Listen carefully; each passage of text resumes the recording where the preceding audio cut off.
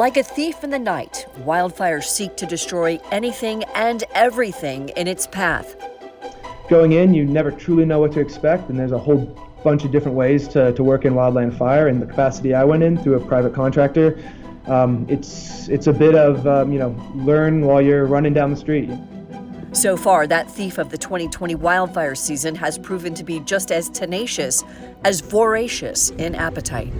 Look at that now.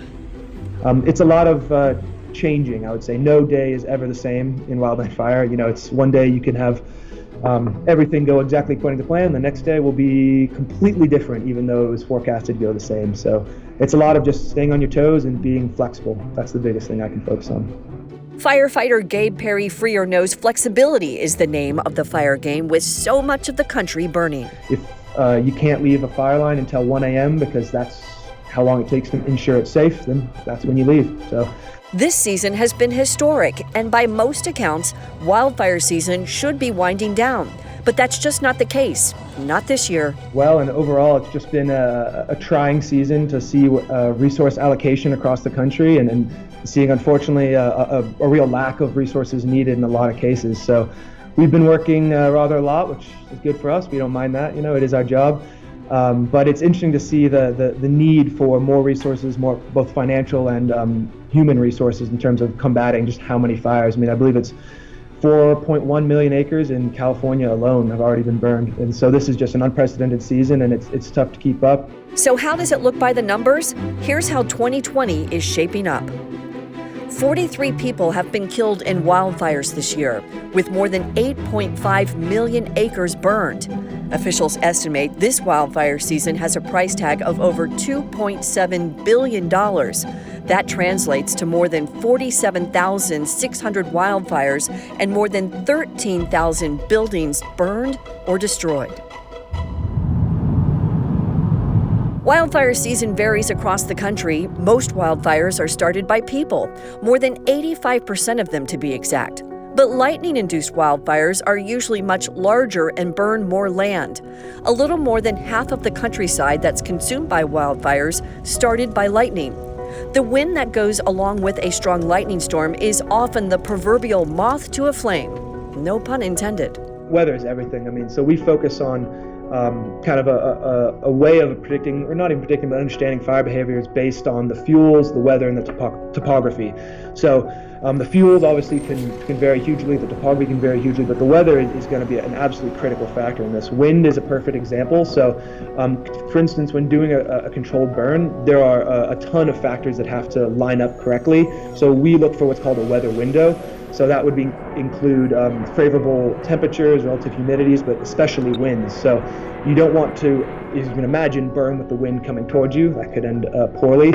So there's a lot of very detailed work that goes into looking at these weather forecasts. So if you're coming in and the winds could shift on you in the next hour, that's critical to know. So yeah, we live and die by the weather. Topography also plays a major role with the strategy used in fighting wildfires.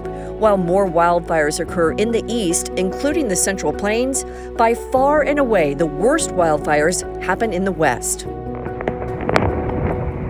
During October, a large part of the fires happened in California and Colorado, while new fires erupted in Arizona, New Mexico, and Utah.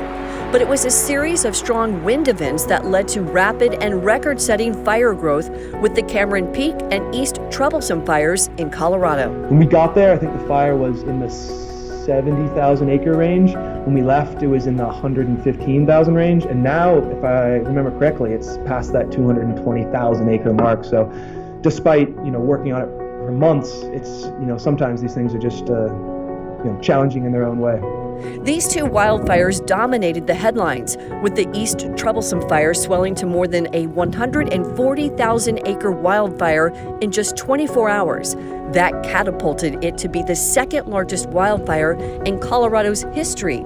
Not to be outdone, the Cameron Peak fire and August complex fires went on to punctuate a year of wildfire drama in the American West. Fire expert and meteorologist John Pendergrast. Yeah, this season is actually, some of the comparisons I saw are being drawn to a very large year we had way back in 1910. as far as number of acres burned. So this is a historical year. It certainly is across the continental U.S. as far as number of acres that were burned during this summer. The Great Fire of 1910 burned more than 3 million acres in less than 48 hours. From August 20th to the 21st of 1910, the fires held on to hurricane-force winds that raged across millions of acres of untouched timberland from northern Idaho to western Montana. Officials blame the fires on coal-powered locomotives that frequently spewed red-hot cinders into the tender, dry forests. To this day, it was one of the largest forest fires in American history. 86 people were killed, many of them firefighters trying to stop the raging inferno.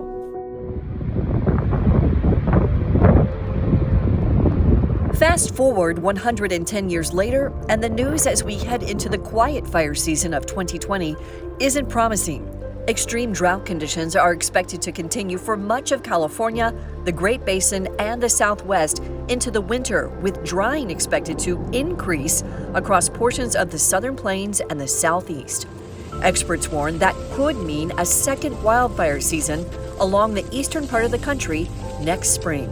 The typical forecast with La Nina is more moisture across the northern part of the U.S. versus the southern tier, including Texas, Florida, the Gulf of Mexico states, as well as the southwestern U.S. And that's what we're expecting for this upcoming winter, unfortunately, is a dry winter for the southern tier of the U.S. La Nina continues with below-average sea surface temperatures in the equatorial Pacific Ocean. The Climate Prediction Center forecasts an 85% chance that La Nina conditions will persist through the winter and a 60% chance through April.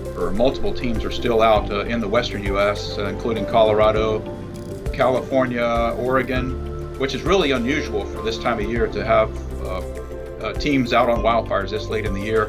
And that's just due to the conditions that are occurring out in the west right now with the extreme drought, lack of rain systems, lack of humidity to allow these fires to naturally progress to the point where they can put themselves out. Climate conditions like La Nina will continue to significantly impact future fire seasons by producing persistent, drier than average conditions, along with the likelihood of more high wind events.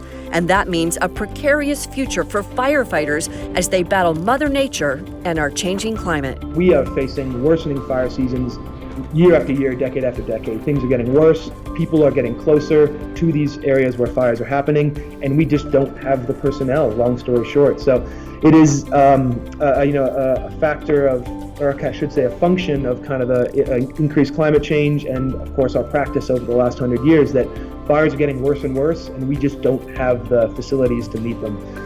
My hope that in the future we take this more and more seriously and are willing to give more of our time and money on a larger scale to what I think is a absolutely critical issue that we'll be facing more and more as the years go on. On special assignment, I'm Chief Meteorologist Leslie Hudson for MyRadar.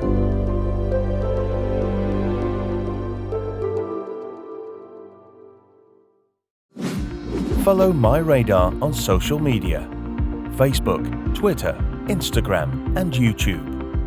Download MyRadar on iOS, Android, Amazon Alexa, Xbox, and Windows.